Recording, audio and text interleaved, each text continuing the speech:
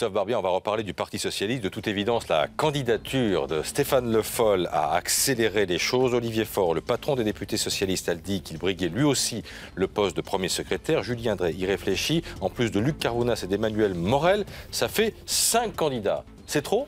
Oui et non.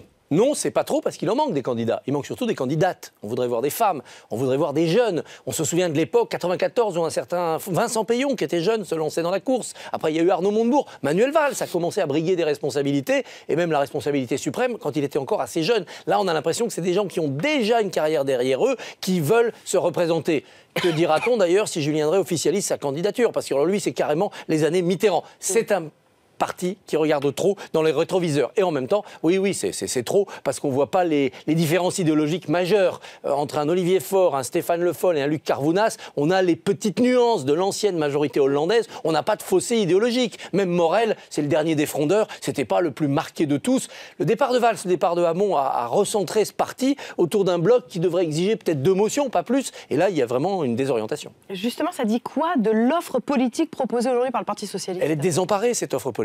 Ils n'arrivent pas à nous convaincre qu'ils sont capables de proposer mieux que le gouvernement Macron pour faire du social efficace, sans recourir, bien sûr, au matraquage fiscal, comme avaient fait Jean-Marc Ayrault et François Hollande. On a l'impression qu'ils n'ont pas d'idées neuves pour réguler la mondialisation économique mieux que ce qu'Emmanuel Macron propose quand il va, par exemple, en Chine faire de la nouvelle diplomatie. Le PS, de ce côté-là, est complètement éteint. Il aurait dû commencer par mettre en avant des idées plutôt que des personnes, mais ainsi va la vie de la politique. Donc même pas l'esquisse d'un renouvellement ? Non. Alors là, c'est pas une question d'âge. On peut avoir du renouvellement avec des jeunes, mais aussi avec des gens plus âgés, parce que je pense qu'ils ne se posent pas les bonnes questions. Quand vous entendez hier Stéphane Le Foll dire à Jean-Jacques Bourdin, oui, il faut renouveler, il faut changer le nom du Parti socialiste, il faut l'appeler les socialistes. Mais c'est pas l'étiquette le problème, c'est le contenu du vin. C'est justement le socialisme le problème. Ils n'ont pas commencé à dire la seule chose qui compte, le socialisme, c'est mort. Strauss-Kahn l'a dit, d'autres l'ont pensé, et tous, jeunes ou vieux, ils considèrent que le socialisme c'est vivant. Quand ils auront dit le socialisme c'est mort, ils se mettront autour d'une table pour inventer autre chose, l'idéologie du 21e siècle pour protéger